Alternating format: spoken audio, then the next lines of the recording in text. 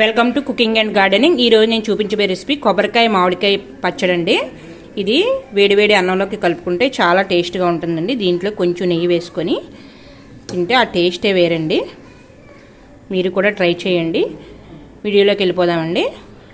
మామిడికాయ పచ్చడి తయారు చేసుకోవడం కోసం 1 కప్పు మామిడికాయ ముక్కలు, 1 కప్పు కొబ్బరికాయ, 1/2 కప్పు నూలుపప్పు, ఒక 6-7 పచ్చిమిర్చి, కొంచెం ఉప్పు, ఇవి ఉంటే సరిపోతాయండి. ముందుగా నూలుపప్పునైతే మిక్సీ చేసుకోవాలండి మెత్తగా. ఇందులోకి కొబ్బరికాయ ముక్కలు,